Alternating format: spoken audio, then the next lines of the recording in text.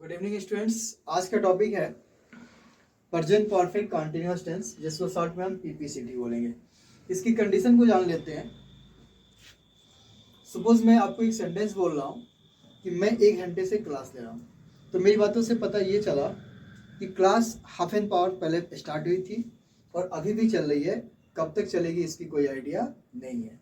यानी इसका कंडीशन हो गया कि action has already started in past and is still going on. यानी कोई एक्शन ऑलरेडी पास्ट में शुरू हो चुका है। Action has already started in past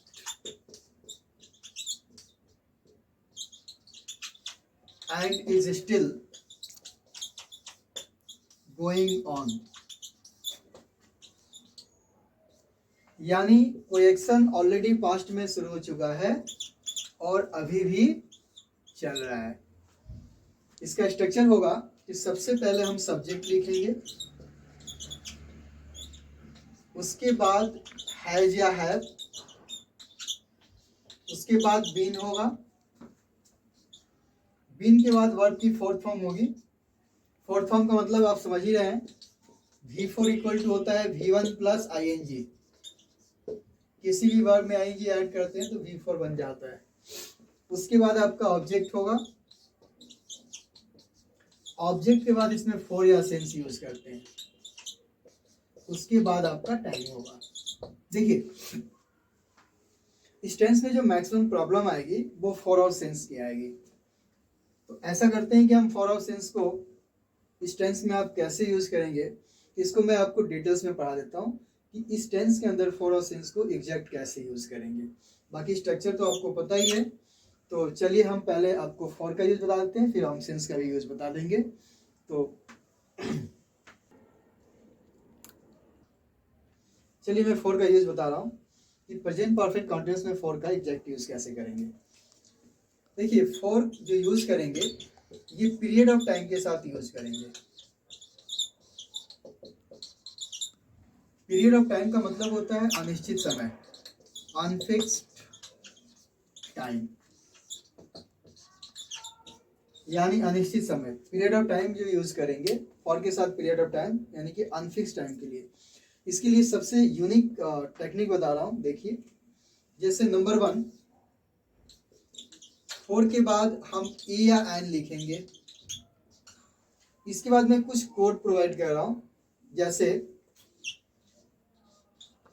S stand for second, M stand for minute, hour, day, week, month, year, decade और century.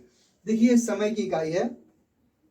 सबसे छोटी यूनिट सेकेंड है, then minute, hour, day, week, month, year, decade.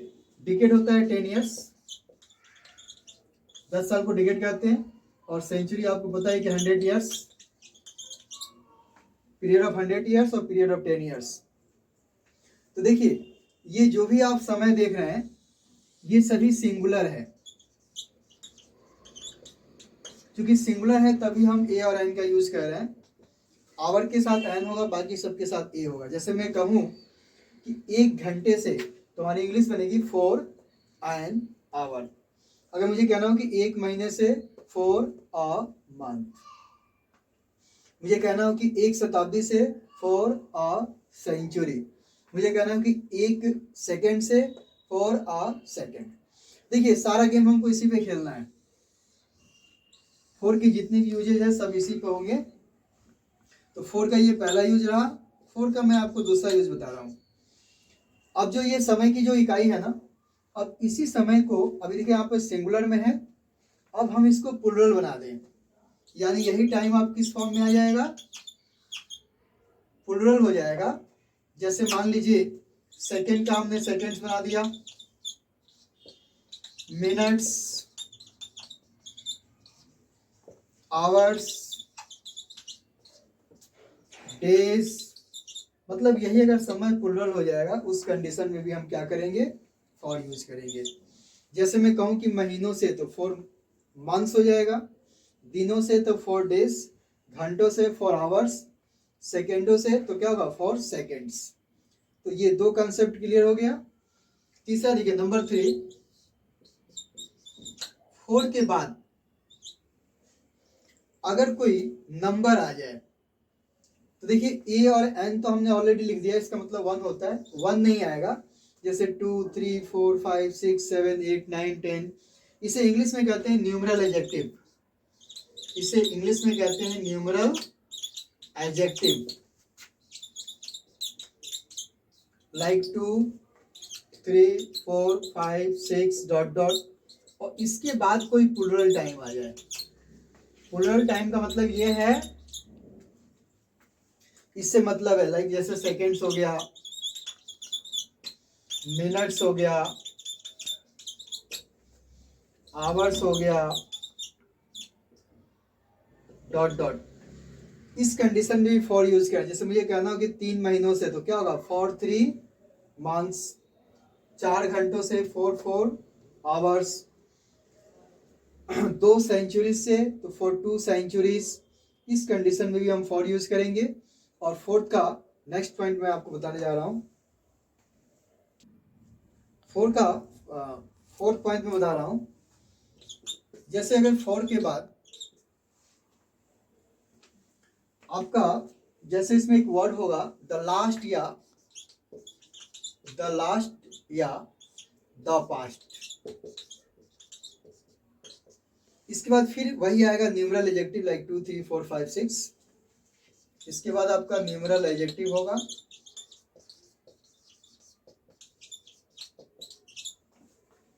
Like 2 3 4 5 dot dot, plus plural time होगा, जैसे seconds,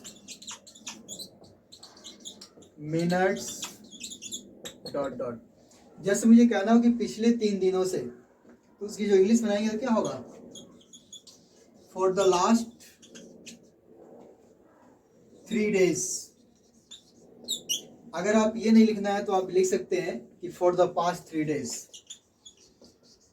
for the past 3 days. दोनों का meaning same होगा, पिछले 2 घंटों से फॉर द लास्ट 2 आवर्स, या फॉर द पास्ट 2 आवर्स, दोनों का मीनिंग सेम होगा। और एक लास्ट पॉइंट बता रहा हूँ, स्पेस की कमी है, चलिए मैं यहाँ बता देता हूँ। फॉर अ लॉन्ग टाइम, यानी कभी भी अगर लॉन्ग टाइम दिया हुआ है तो उसके साथ हम फॉर यूज करेंगे। तो ये फॉर के 5 यूजेस हैं। पहला हमने ये बताया, नेक्स्ट ये है थर्ड, और ये फोर्थ है, आपका ये फिफ्थ है। इसके अलावा एग्जाम में फॉर का प्रेजेंट परफेक्ट टेंस में कोई एक्स्ट्रा यूज नहीं देता है। अब हम आपको सिंस का यूज बताने जा रहे हैं। चलिए अब हम सिंस का यूज सीख लेते हैं। हमने फॉर का यूज सीखा, अब सिंस का यूज सीखते हैं। देखिए सिंस का जो यूज करते हैं ये पॉइंट ऑफ टाइम के साथ होता है। पॉइंट ऑफ टाइम का मतलब होता है निश्चित समय। तो कुछ टेक्निक है, जरा समझ लीजिए आप लोग। पहला है कि since plus parts of a day. देखिए एक दिन के बहुत सारे पार्ट्स होते हैं, तो जितने भी पार्ट्स होते हैं उनके साथ हम सिंस यूज करेंगे। जैसे दिन की शुरुआत होती है डॉन, DAWN। उसके बाद होता है सनराइज, सनराइज के बाद होता है morning, midday, dusk, sunset, evening, twilight, night, midnight. देखिए दिन के पार्ट्स है, ये दिन के पार्ट्स है। जैसे dawn, sunrise, morning, midday, dusk, sunset, evening, twilight, night और मिडनाइट। देखिए ये वर्ड बहुत ज्यादा एग्जाम में पूछे जा रहे हैं।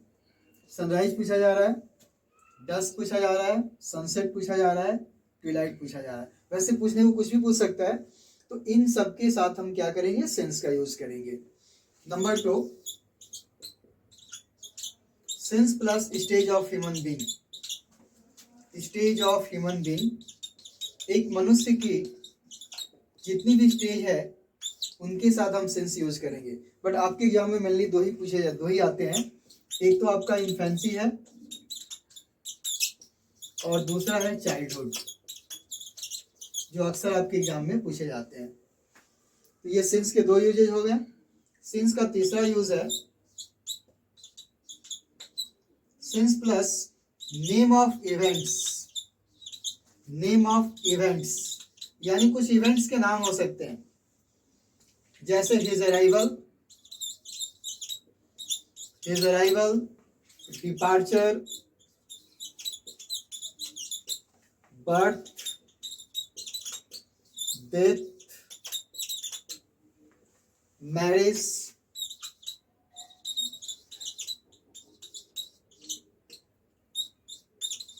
क्वेरल और मीटिंग।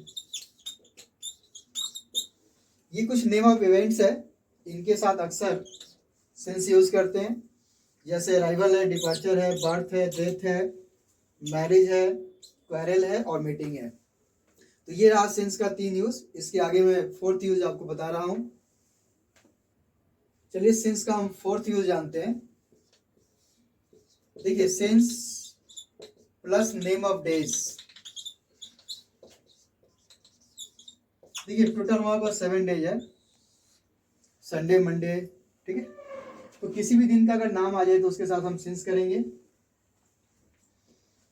अगर नेम ऑफ मंथ आ जाए,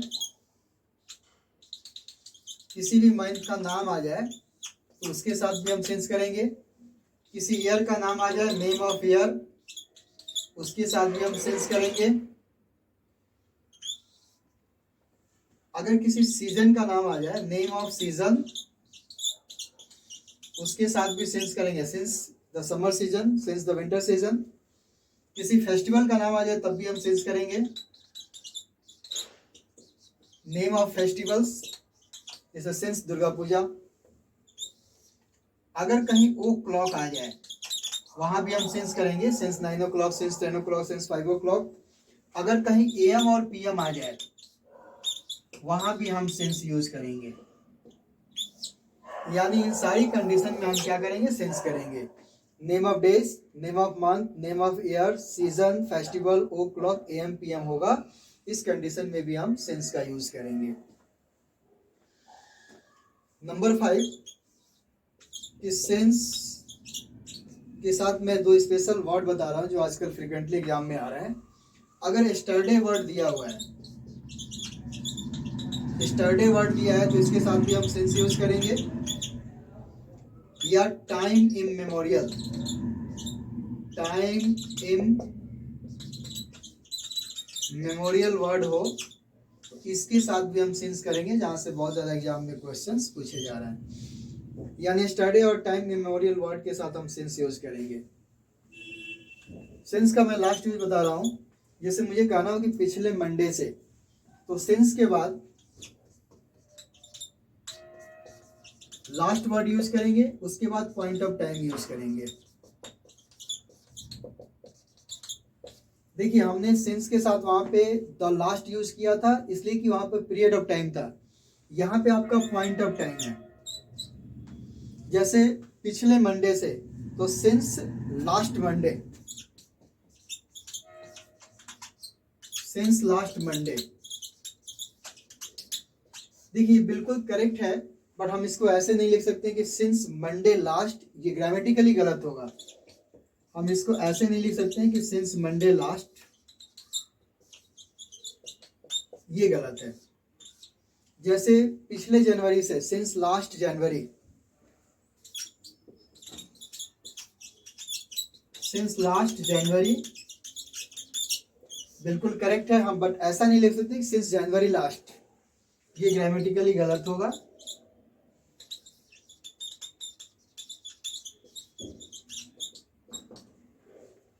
तो इस तरह सिंस की यूजेस थे 6 यूजेस जहां से फ्रिक्वेंटली आपके एग्जाम में क्वेश्चन आते हैं। तो प्रेजेंट परफेक्ट टेंस में फोर और सिंस का यूज होता है, जिसको हमने डिटेल्स में बता दिया। तो इस टेंस की सबसे बड़ी पहचान क्या होगी कि सेंटेंस में या तो फॉर होगा या तो सिंस होगा, यानी फॉर और सिंस प्लस टाइम दिया है तो वो केस क्या होगा, प्रेजेंट परफेक्ट कंटिन्यूअस। तो चलिए हम कुछ एग्जांपल की तरफ मूव करते हैं और आपको एग्जांपल बताते हैं। चलिए हम इसके एग्जांपल की तरफ मूव करते हैं। देखिए इसका कंडीशन होगा हाउ टू नो पीपीसीटी कि फॉर या सिंस प्लस टाइम होगा। हाउ टू नो पीपीसीटी हो जाएगा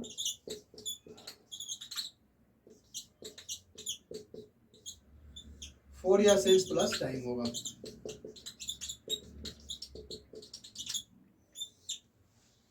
जैसे अभी क्वेश्चन आया था लेटेस्ट, इट इज रेनिंग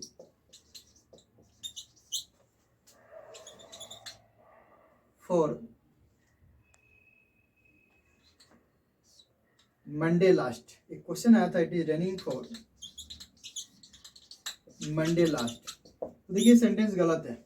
गलती कहाँ कहाँ है ये देख लीजिए। पहली बात तो मंडे लास्ट नहीं होगा, मंडे लास्ट नहीं होगा, ये लास्ट मंडे होगा, और लास्ट मंडे होगा तो ये फॉर नहीं होगा, सिंस हो जाएगा।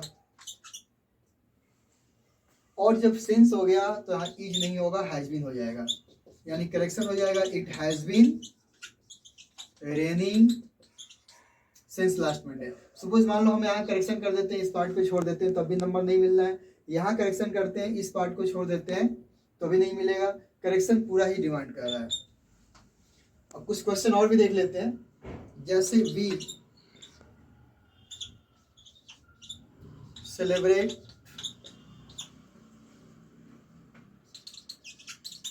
Many festivals for centuries. देखिए हमने बताया था फोर के बाद सेंचुरीज पीरियड ऑफ टाइम है। The child wait for his turn for its turn for a long time, for a long time. देखिए for a long time condition है इसकी, she has struggled for existence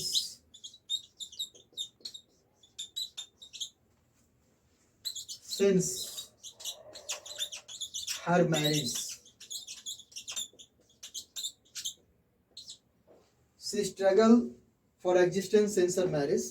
और एक question और मैं दे रहा हूं,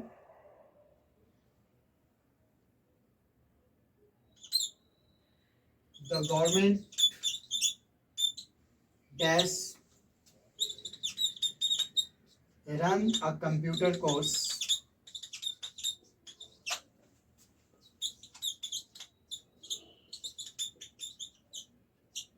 since 2007। अब ध्यान से देखिएगा, 4 centuries 4 plus period of time है यहाँ पर, तो बनाएंगे तो क्या होगा, वी हैव होगा और हैव के साथ बीन लगाएंगे और सेलिब्रेट में क्या हो जाएगा, आईएनजी हो जाएगा, तो वी हैव बीन सेलिब्रेटिंग। अब देखिए यहाँ पे फॉर अ लॉन्ग टाइम आ गया, चाइल्ड है इसके लिए हैज होगा, बीन हो जाएगा और वेट में आपका वेटिंग हो जाएगा, यानी child has been waiting for its turn for a long time. यहाँ पे देखिए since 2007 this is a point of time, so government has been running a computer course since 2007। एक ब्लैंक्स यहाँ पे है कि she struggle for existence since her marriage। देखिए अभी मैंने बताया था ना कि name of events, marriage, departure, birth, death, ये सब पॉइंट ऑफ टाइम होता है। तो ये ब्लैंक्स आपके लिए हैं, इस ब्लैंक्स में आप भरिएगा और कमेंट में बताइए कि इसमें क्या होगा और कंटेंट्स को पढ़िएगा, ठीक है। अगर अच्छा लगे तो पढ़ने के बाद से शेयर कीजिएगा, लाइक कीजिएगा और सब्सक्राइब कीजिएगा पैरागन इंग्लिश कंसेप्ट।